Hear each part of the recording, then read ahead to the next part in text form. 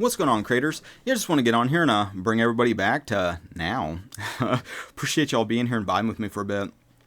Yeah, today I'd like to talk a little bit about flipping desire to fulfillment and how you can do that in the present moment so you can experience higher levels of flow, peace, harmony, joy, bliss, all these kinds of like fruits of the spirit, so to speak, instead of the alternative, which is fear, hysteria, suffering, torment, misery, all of these kinds of low vibe states of being.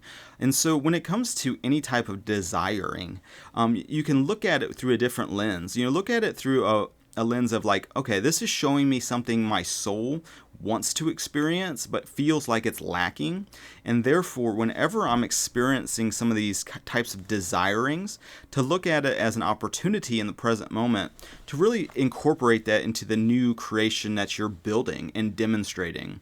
And so it's important to put this concept into practice of being born again, so to speak, letting the old you, the matrix you that thought everything was like separation and that God was external to you, that people had were doing their own thing, that the situations of life were just random chaos, that's just random happening. Letting go of all that kind of mindset and replacing that with the new knowledge of everything's connected, nothing's an accident or coincidence. You're really putting on and standing in faith. And to do that, you follow this simple formula that Jesus laid out for us to follow, where you ask, believe, which is a present right now thing, because you're either believing in fear or you're believing in the promises of God.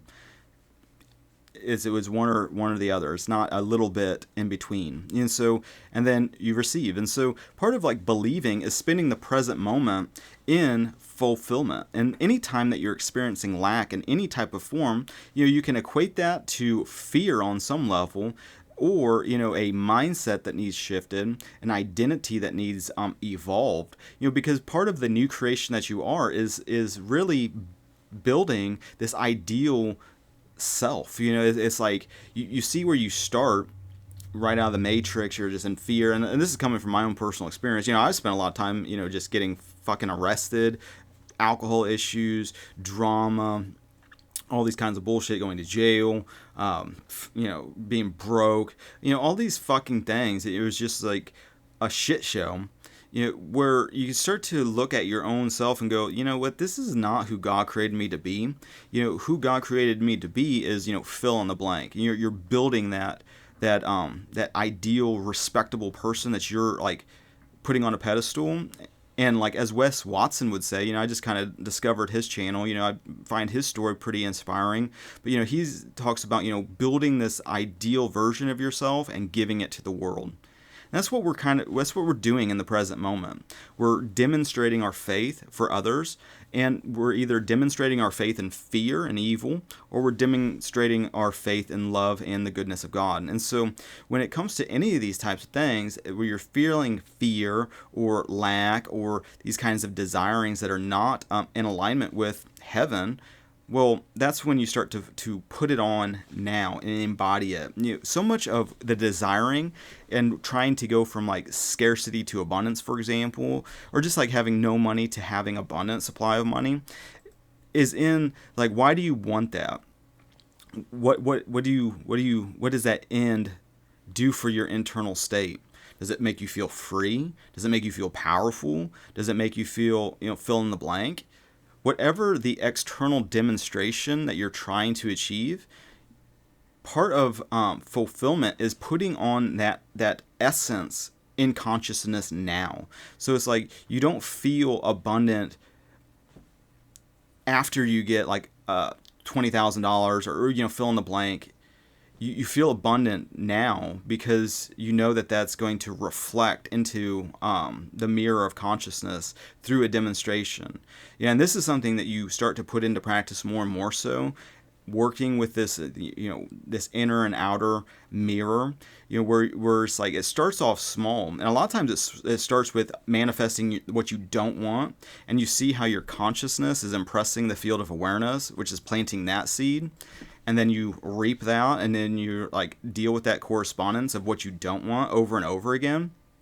until you really start to focus on what you do want. That's why when I hear people that are just advocating their suffering like it's some glorious thing, me personally, I think that's retarded and a circle jerk, mainly because I've been on that crazy train all the way down the tracks. It's like I already know that that's bullshit through experience. And so it's like, yeah, I hear where they're coming from. I get it, because it's like, I used to do the same shit, let's pound the pavement, let's make the phone ring, let's force, all this kind of shit, just constantly just being reactive to fear, spending the present moment stressed out all the time, and never, even when you do like manifest, this desired end, there's a temporary like satisfaction in doing it, immediately followed by like, oh, an energy draining situation, and it's gone, and so you can go on that for however long you want. It doesn't make a difference to me, but it's important, for people that are trying to really embody more and more states of heaven on earth, to let go of those desires of like this external thing in a, what do I want to say? It's like letting go of like, I need the outer to be this certain way, so I feel a certain way on the inside, is exactly opposite. So it's like, I'm going to live in an abundant consciousness, because I'm building this new being that's in accord with the promises of God. God is abundant, God is supply, and that supply is within. And so as within, so without, as you start to become more conscious of that relationship between your desiring, showing you something that you're lacking in your persona, in your fucking beingness. Well, instead of like, oh, once the world mirrors this new thing, then I'll be happy. It's about, oh, okay, I'm experiencing some sort of desiring, which is showing me a lack. Money's a good example, because we all deal with it. It's like, oh, if I just had a little bit more, then I could fill in the blank. Put on that identity of already having. It's like most of what we want is just not to be thinking the way we're thinking. It's like, well, if I just had $1 million, then I wouldn't be in my mind just tormenting myself with scarcity beliefs and like what ifs and worst case scenarios and fears of loss and everything else. So you stop doing that in consciousness now, realizing that as I'm doing this is actually what's going to draw it to me anyway, because as I'm sitting in resistance of like, well, if I had this, well, then I could lose that, and then what about the taxes, so I gotta keep track of all these receipts, and what about when I pay these people, it's like, are they keeping, and you have all this bullshit and all this resistance and all these what ifs and convolution and bullshit. It's like, let that go. What you're desiring is just not to be doing this bullshit mental chatter of fear and worst case scenarios. If you're in heaven, would you be thinking that way? No. So it's in that moment, in the present, where you can be observing what you're thinking, being mindful of how it's like affecting your body, that constriction feeling of being in fear. Oh, Mike, I'm afraid of nothing. And it's like, I was talking to a buddy of mine, and he's not really one to fuck with, he was like been to prison multiple times. When I, ran into him, I was actually flipping this house. I was painting it, doing a bunch of shit with it, and he was like partying with a tenant that was living there. He had been like homeless, I guess. He was really strung out looking, and I don't know what the fuck he was on, but I think he was injecting some, I don't know if it's heroin or what the fuck he was doing, but he had track marks and shit on his arms. Claimed that he got like a MRSA or something from like shaving, and that's why it was all fucked up. It was like probably just dirty needles and shit. Well, he had like gotten in this really intense fight where he stabbed somebody and like knocked his teeth out and shit, and he's like kind of a rough dude. But the thing of it was, it's like as I was like talking to him, as I ended up taking him out to the woods and dropped him off because that's where he was living, at the time.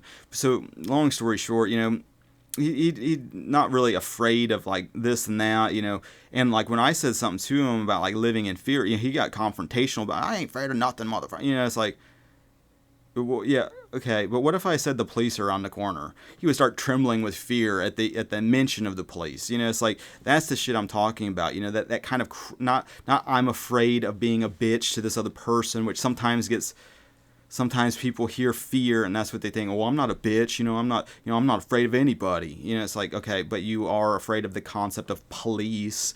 It makes you nervous. I can see you shaking at just the thought of a cop being around the corner. It's that kind of shit that actually those fears will draw those situations to you like a magnet.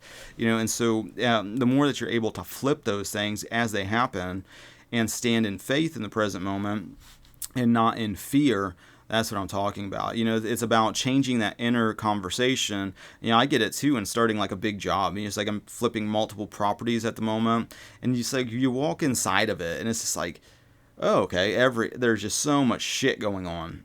Well, you could sit there and just like being overwhelmed, freaking out about like the flow of things, for people that don't have their own business or whatever, it's kind of like an hourglass where it's like, okay, I have everything, I have this profit that I can make at the top of the hourglass, and as you're working and you're putting labor and time into it, the hourglass is getting smaller and smaller. And so you're like playing this game of trying to get the shit done before all the hourglass sand at the top is out, and whatever's left is like the profit. And so you can be in your mind about it, freaking out, watching the sand fall through it, aka your money just dwindling away, freaking out. Or you can, use that freak out time in the present moment to transmute that energy into, okay, I'm in fear again. I'm in hysteria about like the undesirable happening. Instead of the undesirable and focusing on what I don't want, which is what the world normally does and what I used to do because I was part of the world, that's not who I am in Christ anymore. I'm not going to focus on what I don't want. I'm going to focus on what I do want and flip that desiring into fulfillment. It's going to work out perfectly. Everything's working under divine order. And these are all replacing your old matrix programming with new programming. You get so fixated and focused on the new that the old just drops away. All the guilt, all the shame, all the limitations, all the dramas, all the bullshit is gone. As you focus completely on building the new and putting on the desired consciousness now. So again, so much of what we're like experiencing in the form of desire in the present moment is showing a lack of. Immediately put on fulfillment. Immediately switch your mindset, take a deep breath and go, if I was in heaven right now and I'm doing this activity, I'm flipping a house in heaven, knowing that, God is orchestrating every aspect of my day, that everything is unfolding perfectly, that there is no mistake, that everything that's happening is strengthening me. Again, these are all mindset things, all things that you're speaking into the field of awareness, which is the subconscious on some level, but it's more of the observer of the thought, waiting to act on the thought, which you can become one with by being mindful and observing your own thinking, being aware of what you're thinking, that inner conversation. And if that inner conversation is toxic and limiting and filled with desiring, which is saying what I want is on a pedestal for a future or whatever, change it by incorporating it now. It's like even like your body. I got this as on a weight loss journey. Being in a caloric deficit for me is like the only way to lose weight. It's like I hear all these excuses and everything else. It's like, yeah, maybe for other people that their faith is aligned to do that. My faith is aligned to do calorie deficit equals loss of weight. It's like that simple. But the problem is then you have to endure feeling hungry. And that's what people, I don't think, like that feeling because they got such a negative story attached to it. But in flipping that story of like, oh, I'm hungry, I'm desiring food, I'm lacking food. Well, at that same moment, you give a new story.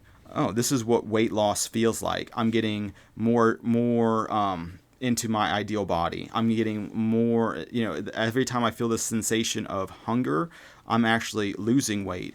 I'm manifesting the desired outcome in the present moment. And then you can start to switch that negative story into a more positive one that doesn't have the resistance and doesn't have the bullshit attached to it, which then you can flip that desire into fulfillment of like your in-state body. Because the problem is, even if you do lose all this weight and you're trying to like lose weight to feel like, oh, I'm attractive, even if you lose the weight, if you don't actually believe that you're attractive it doesn't matter. It's like you be skin and bones, and it's like what you thought you would manifest, like this feeling, this internal state. Oh, I'm losing this weight to be attractive and sexy or whatever. Well, then you do it, but you don't actually own that in your own consciousness. You'd be skinny or whatever, or fit, and still feel like not good enough, or still feel like, well, look at that person over there. They got all the, you get that with music sometimes. It's like, I've heard it many times. Playing guitar. I played guitar, for professionally for a decade. But I've been playing like just fucking around for probably 20 years, 2 decades, and I've heard like, shit from people, it's like they think, oh, you play the guitar, you could just like, you fuck any chick that you want type thing, and I would say it's like, okay, it just opens the door, if you're not able to communicate with people or have any type of like game like that, it's like, it doesn't matter, it's like, even if it's like, yeah, you might get attention, but if you're not able to take that attention and then like not be a fucking weirdo, it doesn't really matter, but the thing of it is, it's like you start incorporating that end version, that's ideal new you, this ideal whatever being, this thing that you are putting on a pedestal, is like, that's who the fuck is the man or woman or whoever, and then you build yourself into that, and then give that to others, type thing, as like Wes Watson would say. I think that's a really good way to say it. Because there's so many triggers that happen, with like, oh, you're being selfish, or you're doing this, or you're doing that. But when you have a purpose of like, well, I'm building this ideal version to show others what's possible so that they can not live in states of hell and torment and this world inversion, but, using the desires that they're feeling not to stay in the present moment and want and fear and like, well, if I just had this, I'd be so happy. But just, be happy now, and the things that and that will attract what will actually make you happy. It's like, the world is opposite and inverted, and in chasing a shadow that's in their own consciousness. And by doing that, they're getting down the drain. But that doesn't mean that's what you need to be doing. It's like, taking that old thought process that did that, flipping it into fulfillment. That's what we're doing more and more so of. We're replacing the bullshit with the new. Where in the past, it's like, okay, well, there's a new job. It's going to be fucking one problem after the next. It's going to be drama, drama, drama. It's like, well, that's a weird expectancy. And because your faith isn't aligned that way, well, that's what you experience. It's like, well, Mike, that's bullshit because there's this, but it's like, do it for yourself. I don't care to convince you, really. It's like, if you want to spend the present moment suffering, grinding, being in unfulfillment, failing all the time, blaming other people, don't care. Do you spend the present moment, aka eternity, in this unfulfillment, fear, hysterical hell realm? Doesn't matter to me. But for the ones that are tired of that shit, it's about taking those things, bringing that future self into the present moment, and demonstrating that more and more so. So it's like, oh, I have a desire of like, money. Oh, I need more money. I need more money. Or I need to not be afraid of losing money I do have. Well, what are you trying to achieve from that? Security? Safety? Well, put that on in the present moment. I am safe because God's in control. It's about taking the fears and your faith in evil and flipping it into faith in the goodness of God. It's like, okay, well, the goodness of God in heaven lets you spend eternity where you're not sick or suffering or in pain, or you go to the Bible, read this shit for yourself. Don't just listen to me. But these are some of the promises of God, and some of the things that most people are spending their Middle Earth experience suffering and grinding for. Well, for what? Some payday future? This you made it future?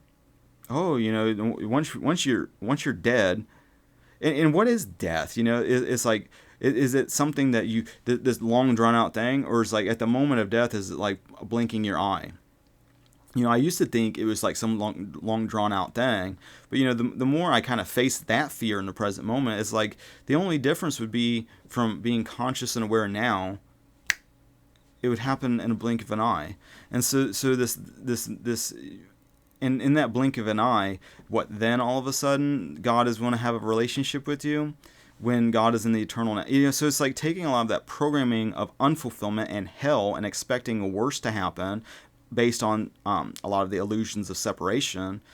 Well, realizing more and more so this metaphysical law of like assumption, basically, by assuming that you are already in heaven now, that things are fulfilling themselves perfectly, that you are building the new person perfectly, that you haven't made a mistake, you're not. Let's go all of that guilt and shame. Let's go of a lot of that bullshit of unfulfillment and desiring, when you're not making an adversary of it, but you're using it as like, oh, I'm feeling a sensation of hunger, aka desire. I'm lacking this. What's the mental story associated with it? That's your relationship that you're healing, or starting to evolve to be in more of alignment with, oh, this is everything's working out perfectly. I don't need to worry about this. I don't need to have like my fingers on the button all the time when it comes to this particular thing, because this is out of my control. There's some things that are in your control. I can take my glasses off, for example. That's in my control. I can choose to see, oh, I'm seeing blurry, or it's clear. It's like there's some things that are in our control, and there's some things that are in our Creator's control. And, the way that things unfold, it's all about realizing that, God is the doer. It's like all I do is I change my internal state. God then will reflect that back to me like a big mirror. So whenever you're experiencing desiring, it's showing lack. Well, if you don't put on the fulfillment, which you do in consciousness now by embodying, oh, well, in heaven, I wouldn't even be worried about money. I wouldn't even be worried about my health. I wouldn't even be worried about that person like dying or getting some fucked up thing happening to them. I wouldn't even be thinking this way. And that's part of like putting on the new you, is like realizing I'm thinking in a way that's not helpful. I'm thinking in a disempowering way. I don't need to continue to think like this. And, part of the fulfillment is just in, if I was, fill in the blank, if I was a billionaire, I wouldn't be thinking in terms of like saving a quarter. It's like I wouldn't be concerned about giving somebody a $5. I wouldn't even be worried about that.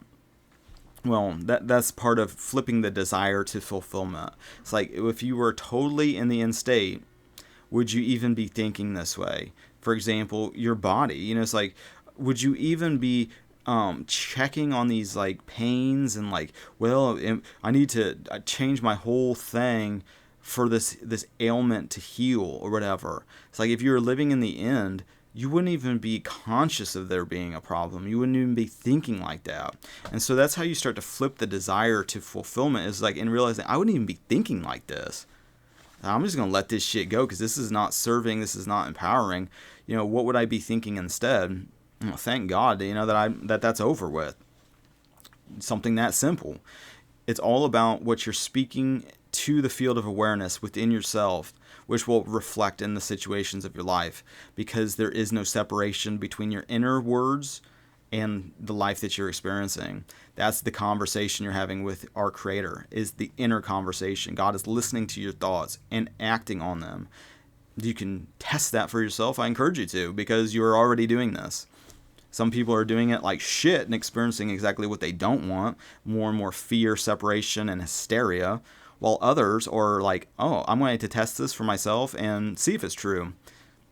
That's the only way you ever know, and the teacher's within you. So it's like, you already on some level know this. They can't really teach you anything that you already aren't being kind of guided to understand anyway. It's just more about actually doing it, because you're already doing it unconsciously. Most of what you unconsciously are doing is the shit that is disempowering and what you're not wanting to even experience. So it becomes stupid to be like, oh, I'm going to continue to suffer and push away what I want for some imaginary future that is never real, because only the present moment is real. Instead, getting out of that middle and embodying the end. Bringing heaven to the present moment, bringing what you are desiring that your heaven experience will be like, and bringing that to the present fact. Give to others what you want to experience. If you want heaven, you give heaven to others. If you want love, you give give it to others. And if you're not able to give it to others, you have to give it to yourself first, even, before you can even give it to anybody else. So it's like what you give to another is a reflection of what you're giving to yourself. And ultimately, God is the first one that gives, and God has already given you everything. You just need to receive it now and believe, believe that that's real. And as you believe, it'll be done unto you. You're already blessed. It's about realizing you're blessed, putting on that fulfillment now, letting go of the stories of I'm cursed. It's that simple. It's so simple a child can understand this. It's in the egoic consciousness, though, that wants to convolute it. Well, what about this outlying example? And it's like, okay, everything in creation exists. If you can think it, there's some poor bastard that's demonstrating it. And you can either see the bottomless pit of demonstration, or the bottom, or the topless top. It's just it's both sides are infinite. It just depends on where you want to put your attention and energy and focus into it. It's that simple. And so with that being said, I think I'm about. So, with that being said, I appreciate you liking, sharing, subscribing, all the social networking things. I appreciate your spiritual support and your physical support. Thank you for that. Donation link in the description. I appreciate that. I appreciate the kind messages that come with a lot of those. I feel it, very heartfelt. Hopefully, I wish I could respond to them, in a meaningful way. Hopefully this is good enough. But thank you for that. I appreciate it. And until the next now, God bless.